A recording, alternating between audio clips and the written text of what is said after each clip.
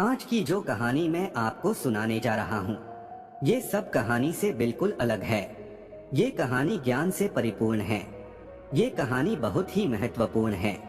ये कहानी है 4 युगों की। हो सके तो कहानी को पूरा सुनिएगा। इससे पहले अभी तक आपने हमारे चैनल को सब्सक्राइब नहीं किया है तो सब्सक्राइब कर लें। चलिए कहानी शुरू करते हैं। एक समय की बात है, चारों युग यानी चारों भाई एक साथ बैठे हुए थे। तब आपस में चारों में वाद विवाद होने लगता है। सतयुग, त्रेता, द्वापर और कलियुग, चारों एक साथ बैठे हुए विवादों में उलझने लगे। सबसे पहले सतयुग कहने लगा कि अरे मूर्खों, तुम सब मुझसे छोटे हो, तुम मेरी बराबरी कैसे करने लगे। जब त्रेता युग ने ये बात सुनी तो कहने लगा कि तुम सबसे बड़े कैसे हो सकते हो, तुम सब में सबसे बड़ा तो मैं हूँ, मैं ही सर्वश्रेष्ठ हूँ, तुम मुझसे सर्वश्रेष्ठ नहीं हो सकते। तब तक द्वापर युग बोल उठा कि तुम सर्वश्रेष्ठ कैसे हो सकते हो, तुम सभी में श्रेष्ठ तो मैं हूँ, तुम्हारा श्रेष्ठ होने का तो प्रश्न ही नहीं उठता। तब तक कलयुग कहने लगा कि तुम तीनों श्रेष्ठ बन रहे हो, परंतु हकीकत तो जानते ही नहीं, वास्तविकता में श्रेष्ठ तो मैं हूँ। इस तरह से चारों युग आपस में झगड़ने लगे। तब चारों युगों ने फैसला किया कि हम आज से आपस में फैसला नहीं कर सकते। तब जाके चारों युगों ने आपस में निर्णय किया कि हम ऐसे फैसला नहीं कर सकते। हम में से कौन बड़ा है, कौन सर्वश्रेष्ठ है, इसका फैसला तो भगवान भोलेनाथ करेंगे।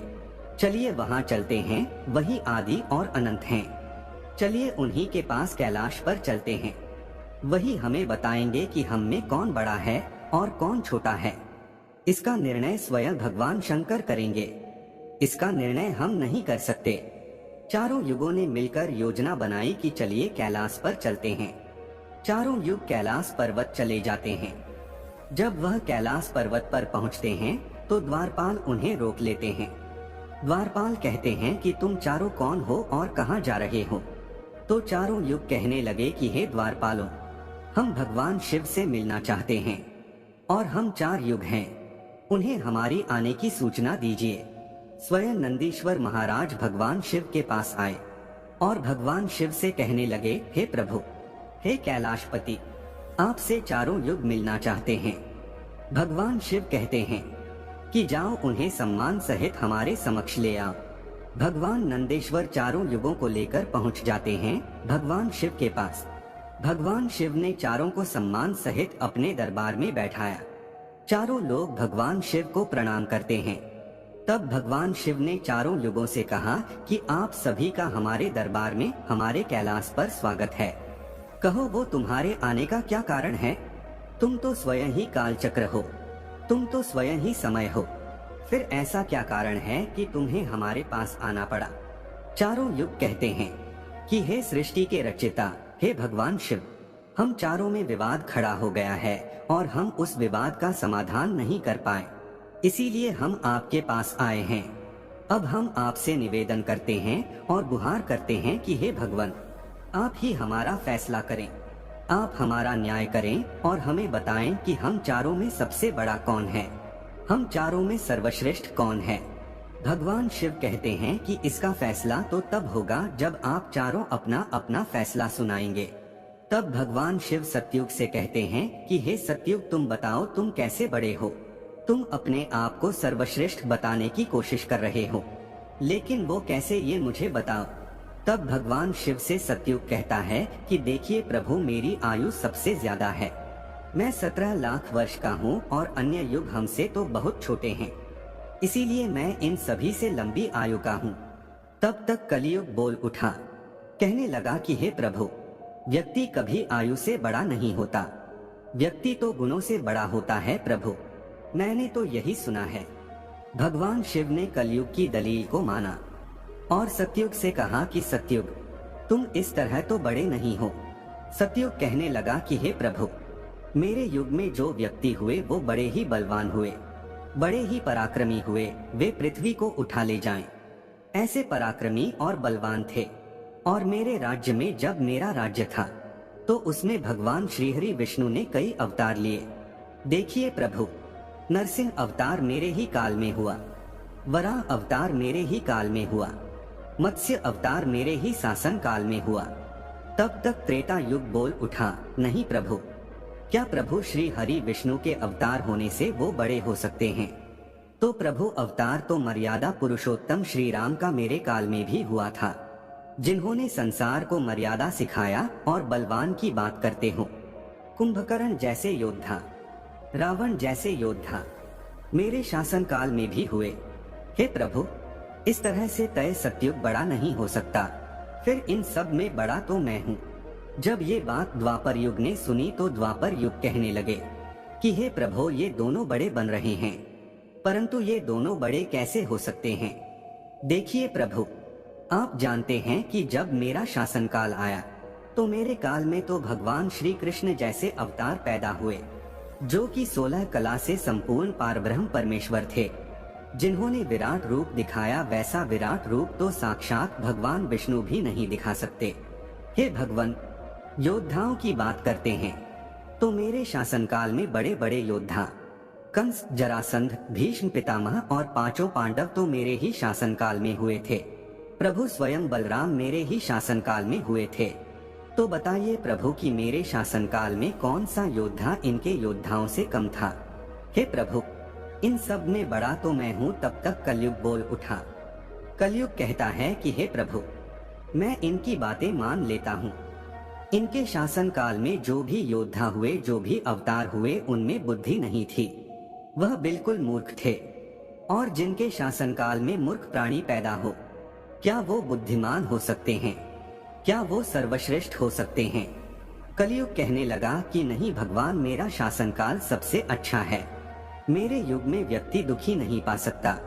अच्छे अच्छे और नई नई तकनीकों से परिपूर्ण मेरा युग, मेरा शासन काल सभी में सर्वश्रेष्ठ है। जब भगवान शिव ने चारों युग, सतयुग, त्रेता, द्वापर और कलयुग चारों की वाणी सुनी, चारों के उत्तर सुने, चारों की बहस सुनी, तो भगवान शिव अपने मन में विचार करने लगे और सोचने लगे कि इनका फैसला कैसे किया जाए। पास में ही माता पार्वती बैठी थी। माता पार्वती कहती हैं कि हे प्रभु, अगर आप ही इनका फैसला नहीं कर पाए तो फिर इनका फैसला कौन करेगा? फिर तो चारों भाई आपस में ही मर जाएंगे। हे महादेव, इसीलिए आप ही इनका फैसला कीजिए। सभी देवता मिलकर भगवान शिव से कहने लगे कि हे भोलेनाथ, आप ही इनका फैसला करें, नहीं तो चारों युग अगर आपस में लड़ने लगे तो फिर क्या होगा? सृष्टि का काल चक्र रुक जाएगा, समय का प्रवाह रुक जाएगा। हे भोलेनाथ, आप ही कुछ कीजिए। भगवान शिव कहते हैं कि ठीक है, मैं समस्त गणों की बात मानता हूँ, मैं इन चारों युगों का फैसला करूंगा। भगवान शिव ने चारों युगों से कहा कि चलो ठीक है, मैं तुम चारों की परीक्षा लूंगा और जो परीक्षा में सफल हुआ वही सबसे बड़ा होगा।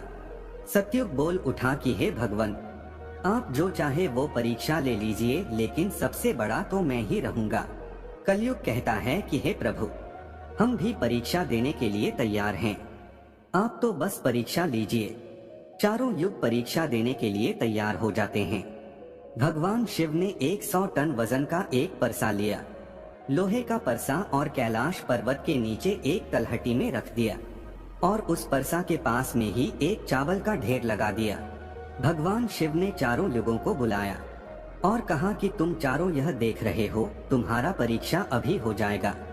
भगवान शिव सतयुग से कहते हैं कि सतयुग, मेरे 500 गण यहाँ बैठे हैं और इस परसा में रखे हुए चावल को बनाना है, तो इन चावलों को तुम्हारे युग का व्यक्ति ही बनाएगा और मेरे यहाँ जितने गण हैं वो सब भोजन करेंगे। भगवान शिव कहते हैं कि हे सतयुग, तुम तुम्हारे युग का व्यक्ति बनाओ और उसे भोजन बनाने के लिए भेज दो, और हम सभी लोग यहाँ खड़े होकर देख रहे हैं। जब भगवान शिव की बात सतयुग ने सुनी तो एक बहुत बड़ा बलवान योद्धा सतयुग ने बनाया और कह दिया कि जाओ बेटे, इस परसा में चावल बनाओ और बनाकर के भगवान शिव के इन सभी गणों को भोजन कराओ। अपने महाराज का आदेश सुनकर के सतयुग का आदमी चलता है, वहां आकर के देखता है कि उस परसे का भार 100 टन से ऊपर है, हजारों मन से ऊपर का परसा है। वह तो सतयुग का व्यक्ति था, वह बड़ा ही बलवान था। उसने एक बहुत बड़ी भट्टी खोदी। भट्टी खोदने के बाद पेड़ों को तोड़ करके लाया और उसमें अग्नि जलाई अग्नि जलाने के बाद परसे को एक हाथ से उठाया और उठाकर के भट्टी पर रख दिया और चावल उठाया और परसा में डाल दिया, पानी डाल दिया और चावल बना डाला। जब बहुत विशाल परसा में चावल बन गए तो उस व्यक्ति ने जो सतयुग का था समस्त गणों को बैठाया, पत्तल दिया और चावलों से भोजन करा दिया। उसने अपना कार्य पूरा करके अपने मालिक सतयुग के पास आया और कहने लगा कि हे प्रभु, मैं जा रहा हूँ, अब मेरा काम हो गया है। भगवान शिव और अन्य लोग देख रहे थे। भगवान शिव त्रेता युग से कहते हैं कि हे त्रेता, अब तुम अपने युग के व्यक्ति को भेजो और ये परसा जो रखा हुआ है इसे मैं अपनी माया से हटा देता हूँ और दूसरा इसी के समान परसा बना देता हूँ। अब तुम अपने युग के व्यक्ति से इस चावल को बनवाओ और मेरे 500 गणों को भोजन करवाओ। तो त्रेता युग ने कहा कि ठीक है प्रभु, जैसी आपकी आज्ञा। तो त्रेता युग ने भी अपना एक महान योद्धा कुंभकर्ण जैसा बलवान प्रकट किया और उसको आदेश दिया कि जो तलहटी में नीचे हजारों टन का परसा रखा हुआ है, इसमें हजारों मन पास में जो चावल रखा है उसे बनाना है, पकाना है, और जब चावल पककर के तैयार हो जाए तो इन 500 गणों को खाना खिलाना है। त्रेता युग का व्यक्ति भी बड़ा ही बलवान था। वह चलता है, उस परसे के पास आया, पास में एक भट्ठी खोदी और उस परसा को दोनों हाथों से ताकत लगाई और उठाकर के भट्ठी पर रख दिया और ऊपर से रखने के बाद अग्नि जलाई और अग्नि जलाकर उसमें चावल डाला, पानी डाला, चावल पक करके तैयार हो गए। उस त्रेता युग के व्यक्ति ने उस परसा से निकाला और निकाल करके जितने भी भगवान शिव के गण थे उन सबको खाना खिलाया और भोजन करने के बाद सभी गण वापस कैलाश पर्वत पे आ गए। भगवान शिव ने फिर अपनी शक्ति से उस परसे को समाप्त कर दिया। भगवान शिव द्वापर युग से कहते हैं कि द्वापर ये दोनों युग अपनी अपनी परीक्षा दे चुके हैं, अब तुम्हारी बारी है। देखिए, इतना ही बड़ा परसा उस तलहटी में तुम्हें दिखाई दे रही है और हजारों मन चावल रखे हुए हैं और तुम्हें मेरे 1500 गणों को भोजन कराना है। द्वापर युग कहने लगा कि ठीक है प्रभु, आपकी जैसी इच्छा। मैं पूरा प्रयत्न करूंगा कि मेरे युग का जो व्यक्ति है आपके सभी गणों को खाना खिला सके। द्वापर युग ने भी एक भीम जैसे अवतार वाला बड़ा ही ताकतवर बलवान व्यक्ति को बनाकर के खड़ा कर डाला और उससे कहा कि जाइए, देखिए तलहटी में परसा रखा हुआ है, वहां रखे परसे में उस चावल को बनाना है और बनाकर इन सभी गणों को भोजन कराना है। वह व्यक्ति अपने प्रभु से कहता है कि ठीक है प्रभु, जैसी आपकी आज्ञा। द्वापर युग का व्यक्ति चलता है, उसने देखा कि परसा तो कुछ आकार में बड़ा है, उठाने में ताकत लगानी पड़ेगी, परंतु उसने भट्ठी खोदी और लकड़ियों की व्यवस्था की और उस परसे को दोनों हाथों से उठाया और उस परसे को अपना पूरा दम लगाकर दोनों हाथों से उठाया, क्योंकि उसे सतयुग और त्रेता युग के व्यक्ति उठा सकते थे, तो उसे बहुत ताकत लगानी पड़ी। पूरी ताकत लगा के उसने उस परसा को उठाया और उठाकर के जैसे तैसे खींच खाच कर उसे भट्टी बना दिया। नीचे अग्नि लगाई, उसमें चावल डाल दिए और जब चावल पक गए तो वही तरीका उसने भगवान शिव के सभी गणों को भोजन कराया। खाना खिलाने के बाद वह द्वापर युग का व्यक्ति अपने मालिक के पास आता है और कहता है कि प्रभु, मैंने अपना काम कर दिया। द्वापर युग ने उसकी पीठ थपथपाई और कहा, शाबाश, अब तुम जा सकते हो। अब भगवान शिव कहते हैं कि हे कलियुग, अब तुम्हारी बारी है। परसा तुम देख रहे हो, उसका वजन कम नहीं होगा, उसका वजन उतना ही रहेगा, हजारों टन। लेकिन जब तुम्हें परीक्षा देनी है, तुम मानने को तैयार नहीं थे कि तुम सबसे छोटे हो, लेकिन तुमने तो माना नहीं। तुम्हारे आदमी की आयु भी मात्र 100 वर्ष है, जबकि अन्य युगों की आयु सबसे अधिक होती है।